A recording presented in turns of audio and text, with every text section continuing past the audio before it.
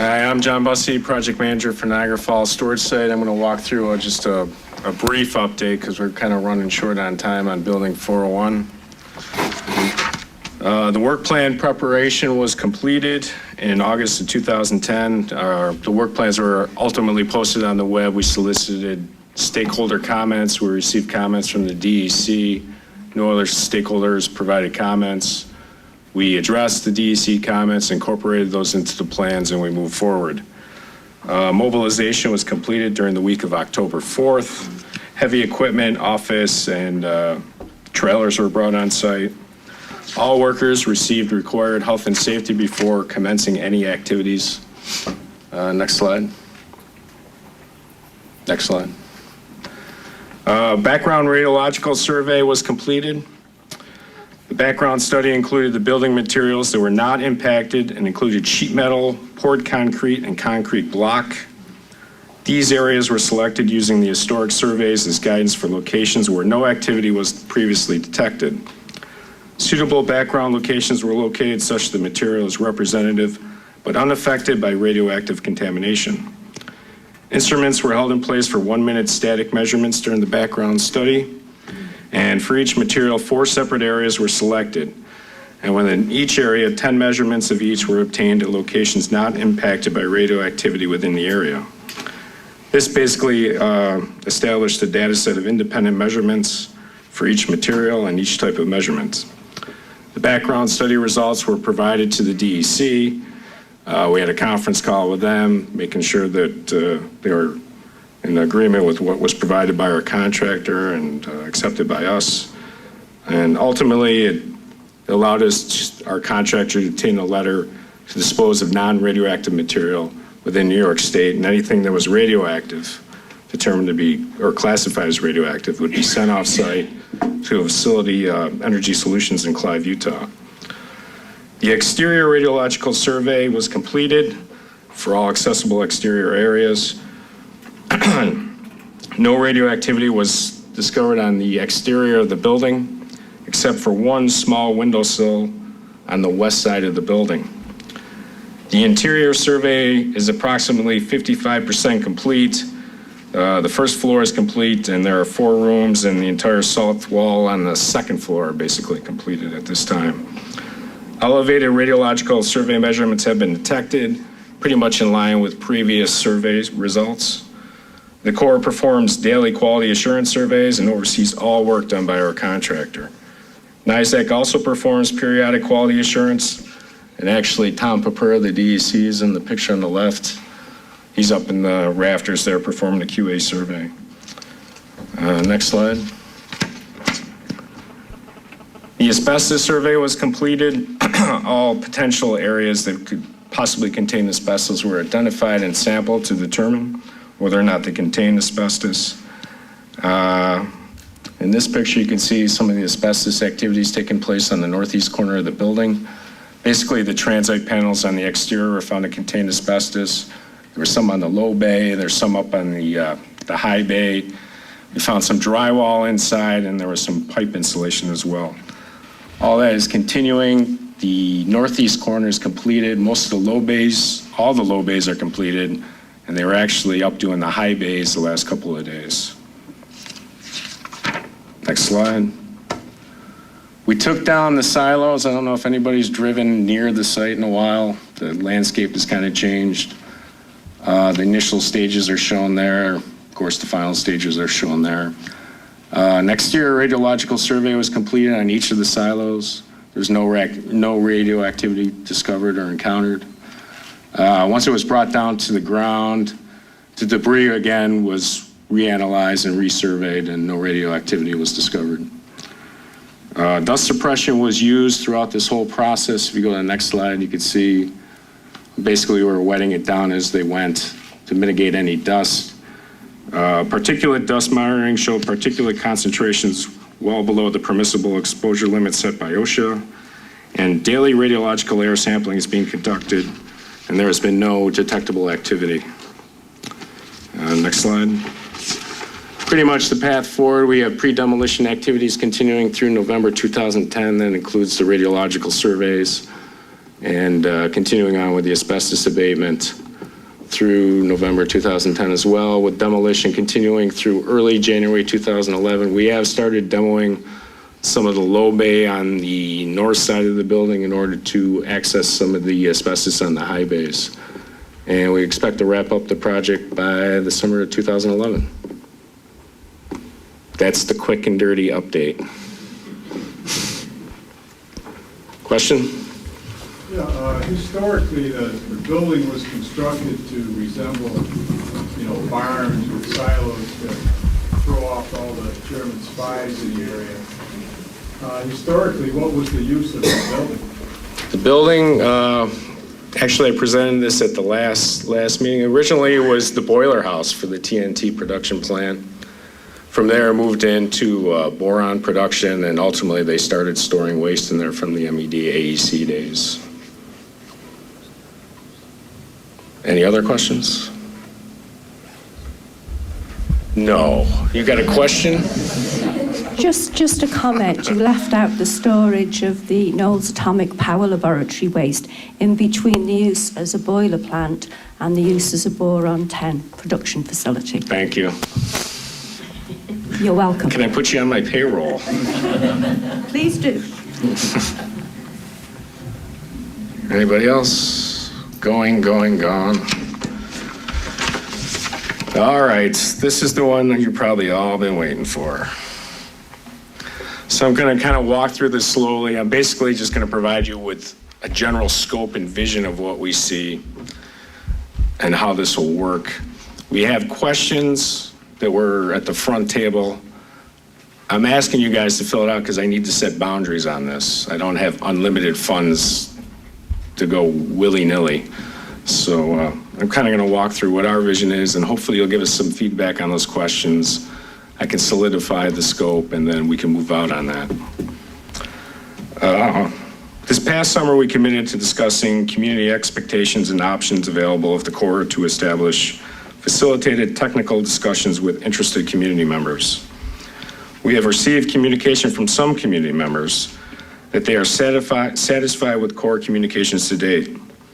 There are also some dedicated, knowledgeable community members that want to be involved at a more technical level. We value the community's input and have included a list of questions like I stated previously. And if you could fill those out and get those back to me, I could really finalize the scope, and then we can contract this out, obligate, and start expending money and get this moving forward. Next slide. The purpose of the facilitation process is to provide a means for the community to prioritize and communicate concerns to the Corps. Based on input we have received from some in the community, we understand that the facilitator would focus on the Niagara Falls Storage Site FS. Again, if there's more issues you wish to focus on, please fill out that questionnaire and get it to me. We are considering having the facilitator available during the public comment period for each FS technical memorandum. There are currently 5 technical memorandum planned for the Niagara Falls Storage Site FS over the next 3 years. We recognize that the documents that are produced through the environmental decision-making process are technically complex, and the intent of the technical facilitator would be able to help the community better understand each document prior to submitting comments. And we'd like the technical facilitator to be able to digest and interpret the technical information to help the community voice their concerns and their issues back to us so we could better address them. Next. These are some of the additional scopes and services that we see. The technical facilitator would work with stakeholders to identify, focus, prioritize, and frame issues to establish and maintain ongoing dialogue and relationship between the community and the Corps. They would support the review process and revisions. They would facilitate presentation and discussions actively, not passively. Prepare draft meeting minutes for technically facilitated sessions, circulate for review, revise, and distribute. The technical facilitator would also be available for verbal and written interaction with interested parties related to the project. Who can participate? Everybody. It's open to everybody. Technical expertise is not required. Participants will not be paid. The Corps would participate if there was facilitated meetings held. We'd show up and attend those and work with the facilitator in the community. As far as verbal interaction, emails, teleconferences, the community is more than welcome just to have that one-on-one session with the technical facilitator. We'd still continue the core public workshops and would welcome any input and comments you have on improving this process with the comment cards. Next slide. And contact us. We gave you the questions, send those in. As soon as you get that to us, I'd appreciate it. I would like to shoot for the end of the month, keep this process moving forward. I'd like to have the technical facilitator in place before we issue one of the tech memos. So the sooner I get your input, the better I can frame it and I can move out on it. Anybody got any questions? Amy? Do you have a copy of the scope from Fernald, and could you post that on your website? They had not only a facilitator, they also had a technical panel as well. Yeah, I'm aware of that. I have spoken with people from the legacy management that have worked with Fernald about the process, and will incorporate their input into it. Could you post their I don't know if I comparable was able document? to, I haven't gotten their scope per se. Yeah, was that something you could request and post for us so we could take a look at it? And I will try and request it and try and get it so I can post it on the web and you guys could take a look at it if I can get it. that would be helpful, as you know that. It would be helpful to me too, because Yeah, it would be a good template. right. Right. One thing to note is that was not a.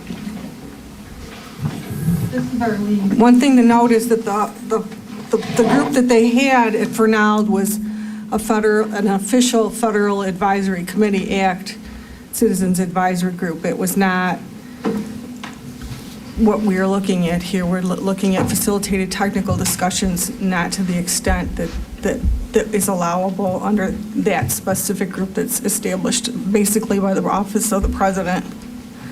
We understand that a Citizens Advisory Board differs from the Restoration Advisory Board that we don't even have in terms of the Corps' position. But in terms of the responsibilities and duties and the functions, it would certainly be helpful to know what the Fernald site that had the same K65 that we've got, what they had with respect to public participation, so that we can it can help aid in the community's input on what would be valuable here. Okay, John did ask them for the scope, and as far as I know, he hasn't received it. I haven't received it yet, but I'll keep pushing for it and try and get it to you.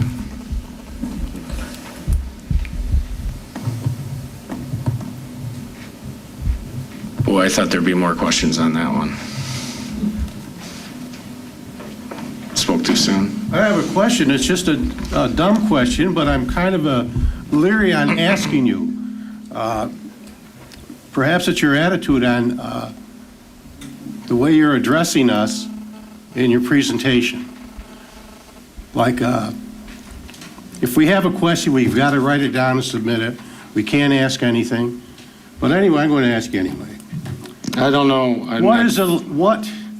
We ran out of time before, so that's why I wanted her to write down the questions, get them to us. Anyway, I'm lost here. Where is the Niagara Falls storage site located? On Pletcher Road? That's Loop, or Low, L-O-O-W, correct? It's within Low. It's a property within Low. First line of All right. So Yeah. there's a map in the back that shows the entire earthworks in the back corner here, and the Niagara Falls Store site is outlined in brown on that map in the back. All right, thank you. Streets and everything on the map in the back of the location. Okay. To point out that it's up on the. It's up on the screen here. Niagara Falls storage site's here. So we got the boundary of Low here. Is that better oriented for you? Mm-hmm. Yes?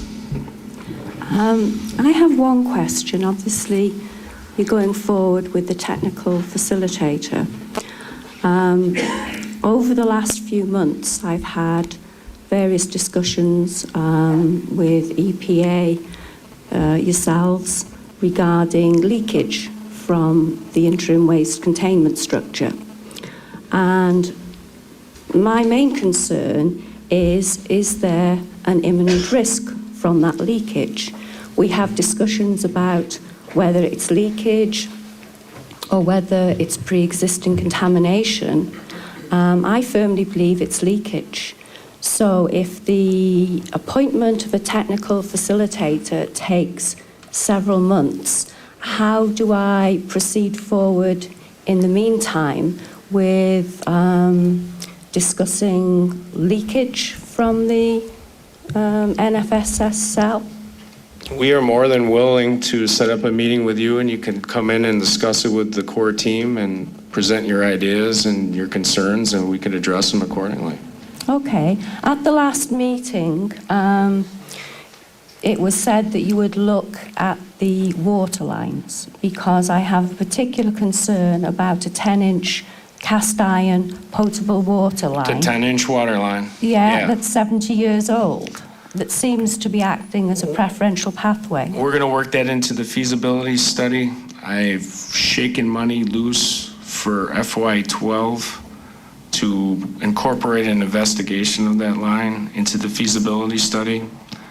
I will try and push that up in FY11, but I can't make any promises on that. Okay. The only other point I had was, has the Army Corps actually looked at the interactions of the surrounding landfills with the interim waste containment structure? We are going to evaluate that during the feasibility study. We recently had a technical project planning meeting, and But that you was haven't done that to date? not As part of the RI, no? not as part of the RI. As part of the feasibility study, we most certainly will, because we'll have to determine the protectiveness of any remedial solution that ultimately will be selected at the site. But are you aware that pumping of water for the landfills on Modern actually changed the direction of flow of the lower water-bearing zone groundwater? Because if you are, how is it that you actually use Modern to establish a background for groundwater? Because Modern would have been impacted by the groundwater flowing towards it. That doesn't make any sense to me. Karen? Michelle's ready to speak. I'll speak after Michelle. Go ahead. Just two topics. So one about the redirection of the groundwater flow.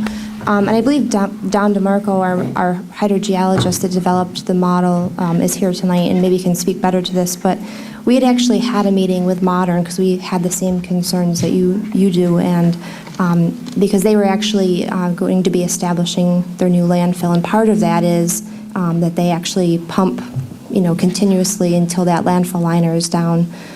So what we did is we met with them to talk about how in the past their pumping efforts have influenced our water levels in the past. So we have noticed that locally within the area that they are pumping, there is an effect.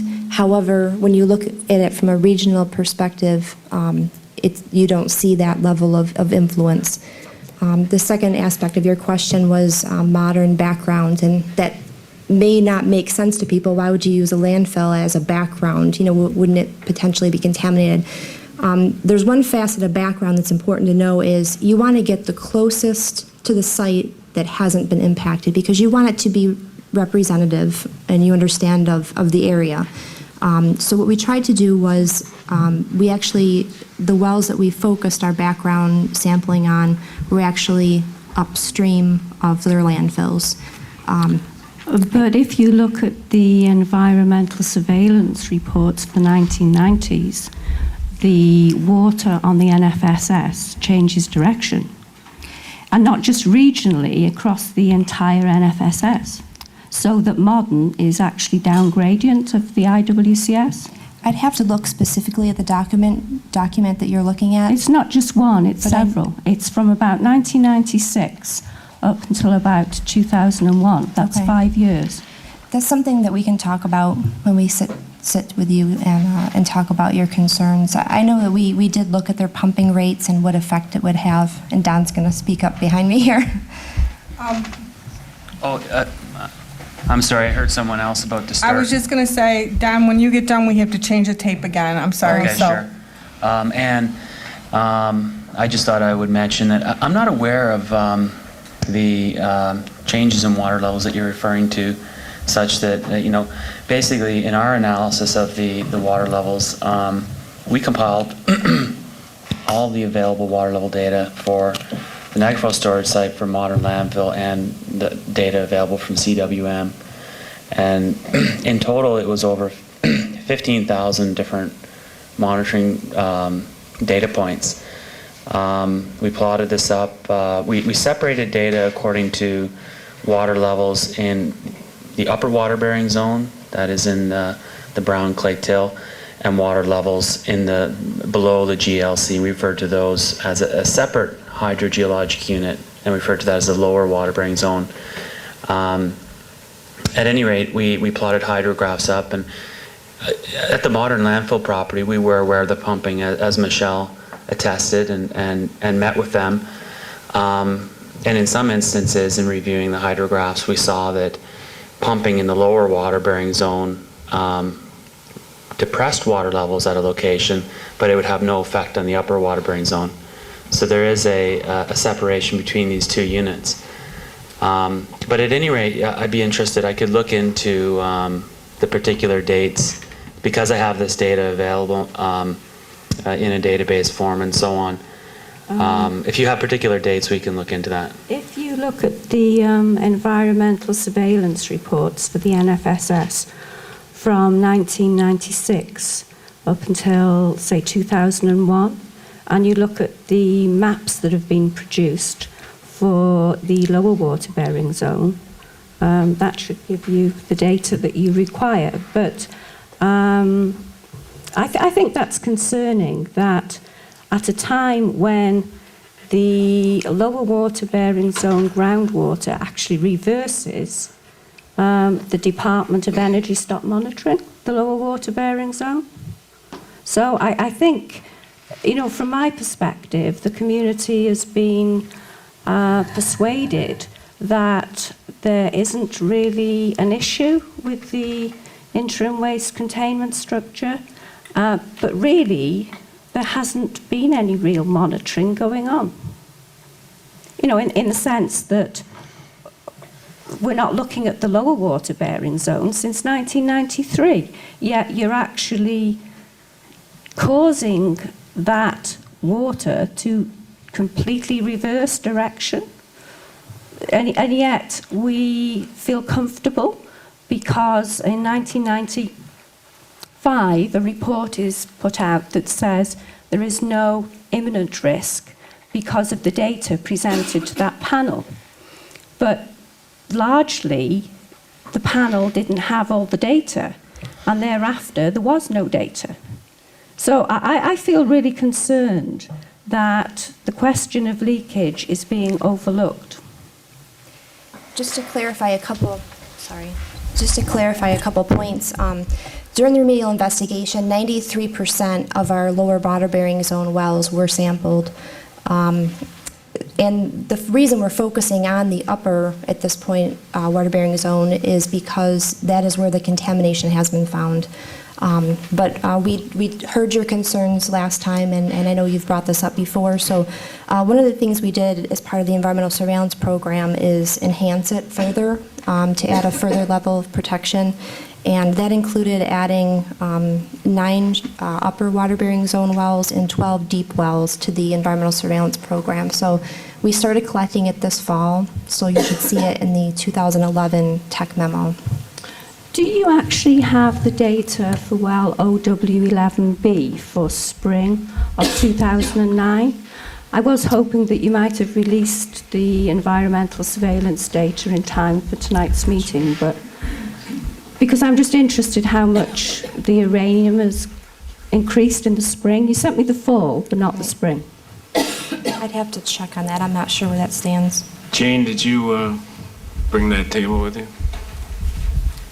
It's actually gone down a little bit. Let's see. It's 274, right? In spring? In spring. And what was Picocuries it per liter. previously? It was 241 picocuries per liter.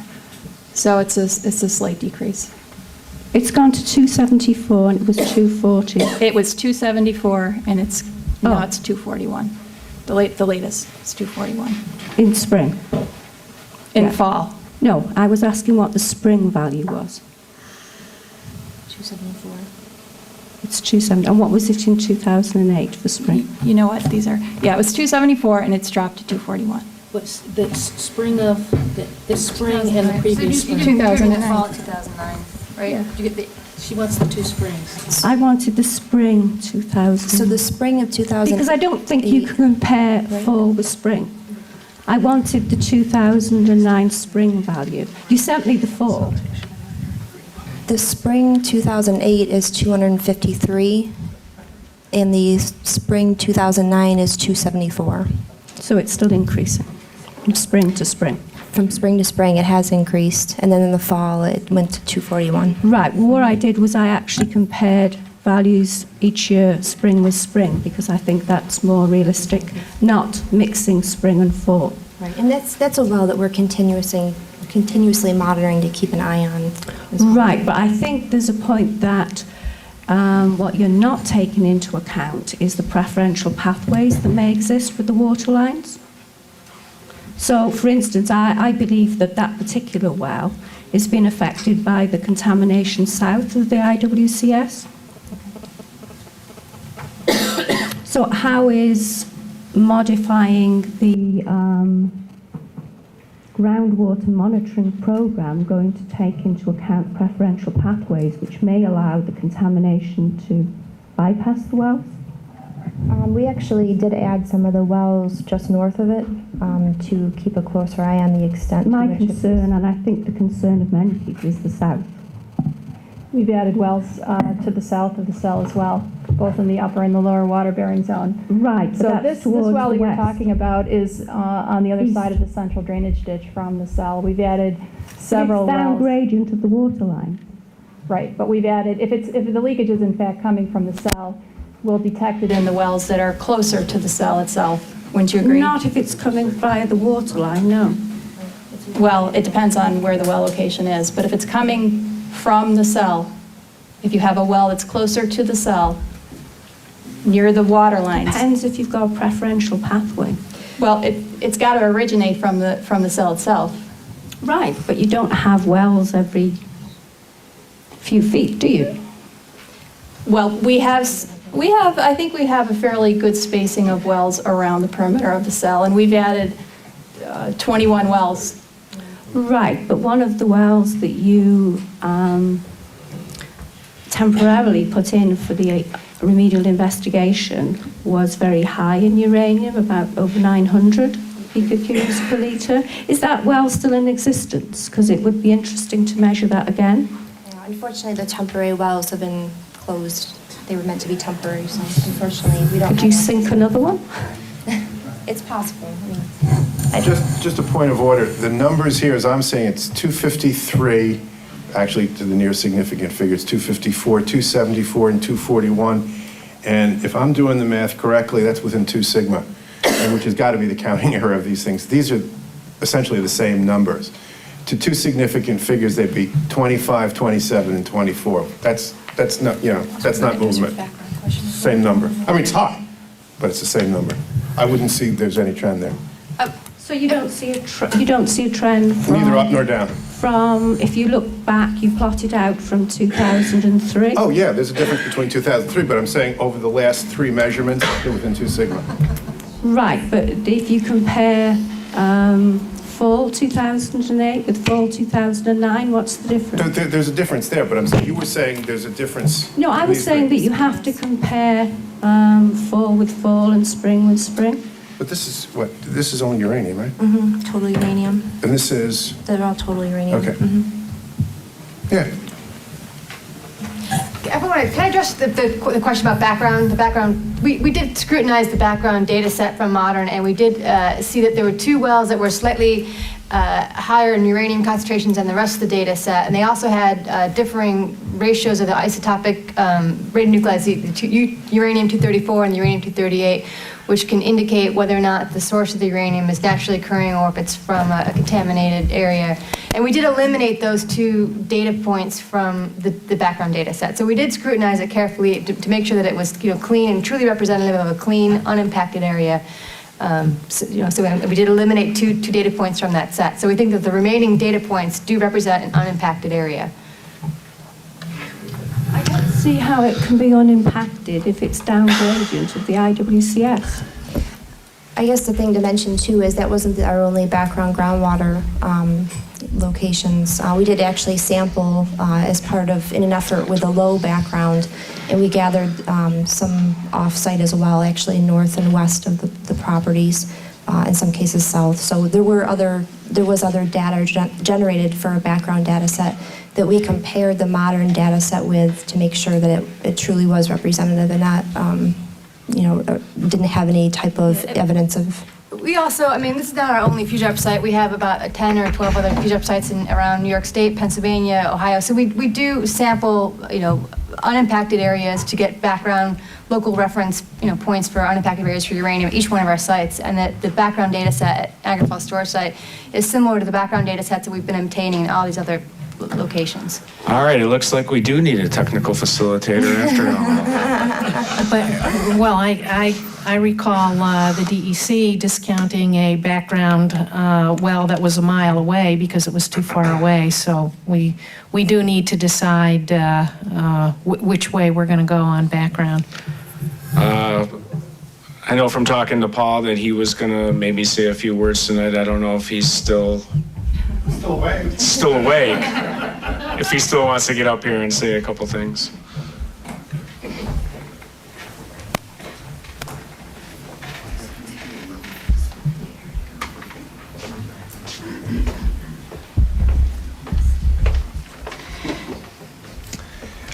Good evening. For those who don't recognize me, I'm Paul Giardina. I'm Chief of the Radiation and Indoor Air Branch from the U.S. Environmental Protection Agency's Region 2 office. With me are Nadal Azam and Mike Bazile. They're EPA colleagues of mine.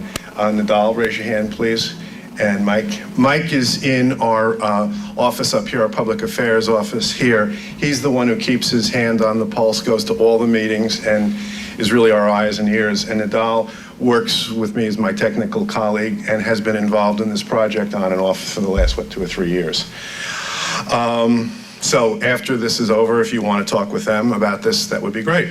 But I once again want to thank both the Buffalo District of the Army Corps of Engineers and several of the community stakeholders involved with the Niagara Falls storage site for continuing to suggest I attend both this stakeholder meeting as well as for our interchanges on the issues associated with the site.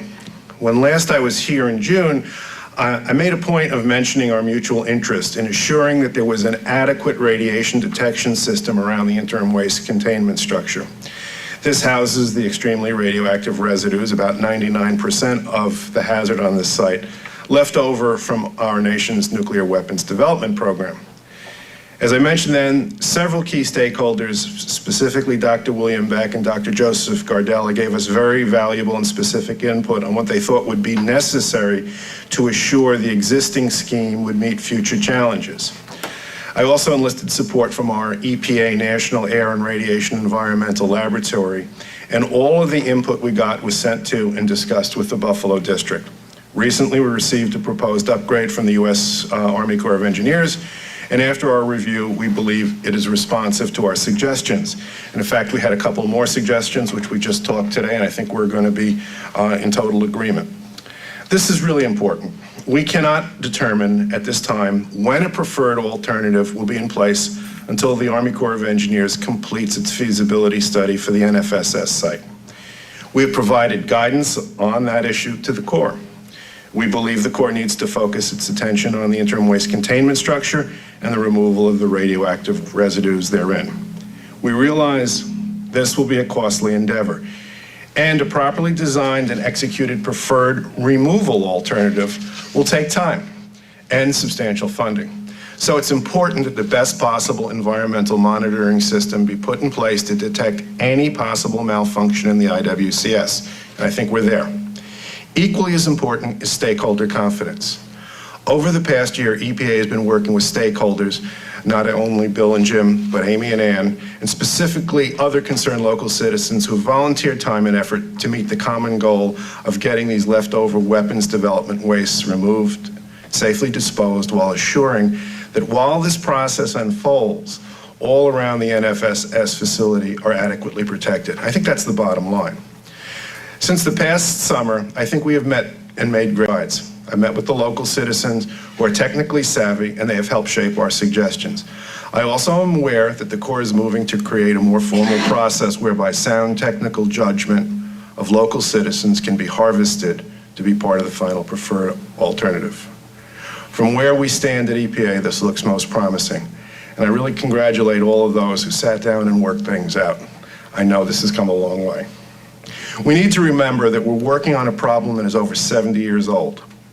It's a problem that was born out of serious national defense concerns, and it was handled for some 7 decades with perhaps too much secrecy, which has bred mistrust. The bright side is we have the technology to move forward. The veil of secrecy is being removed. Stakeholder engagement seems to be moving in the right direction, and it's certainly constructive. That will be done.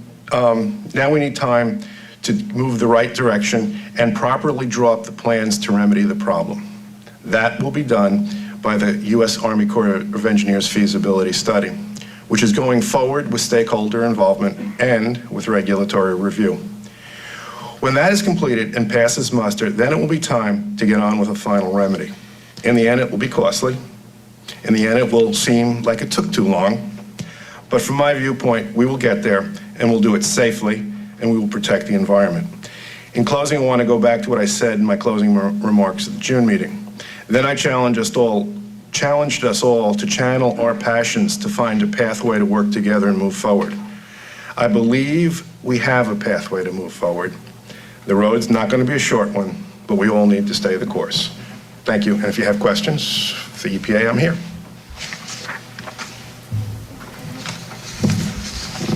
Beach it. I just want to make a comment. I'm Wendy Swearingen. I'm on the Lewiston Porter School Board. My colleague Bob Weller is here too, and I just want to make sure that Ann Roberts' issues are addressed because it's very concerning to me that you incorporate all her data in with your data with the groundwater. Okay? Thanks.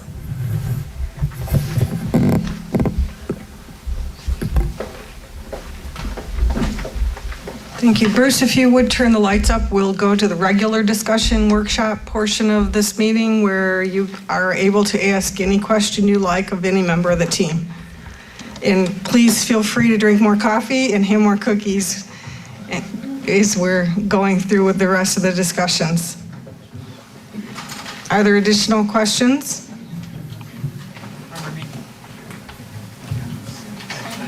Yes. Your questionnaire about the technical facilitator, I don't understand what a technical facilitator is. You want somebody from our community to be that technical facilitator?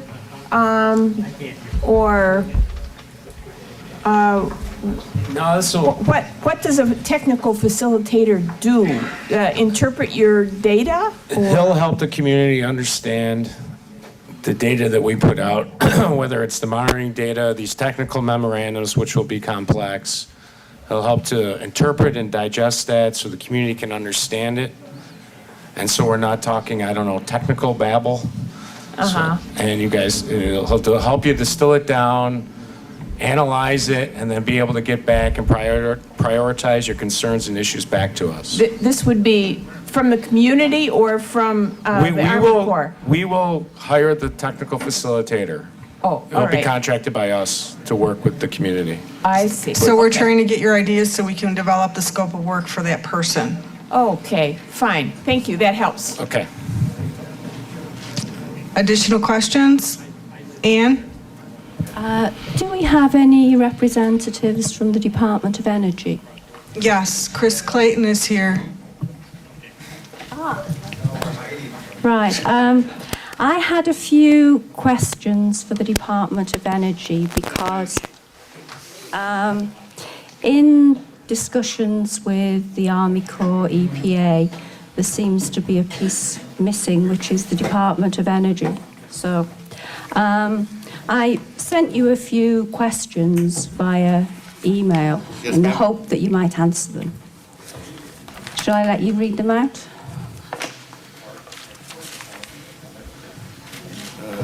Let's see.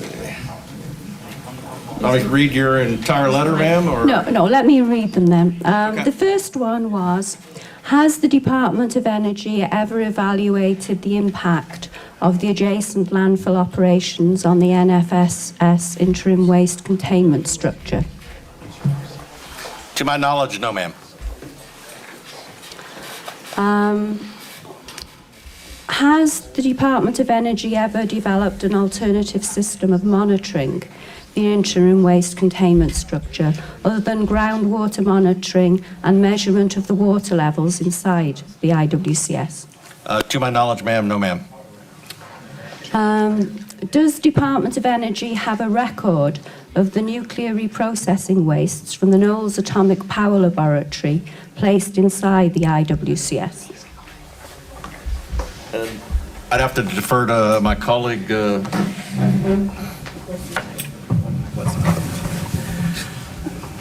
Basically, Joey Gillespie. Excuse me. yes, sorry. What's your name, sir? Joey Gillespie. We took a look at that, and we're still looking at it. We can't find a definitive list of what went in there other than there was over 90% was the other radium waste that were there. It just wasn't definitive enough.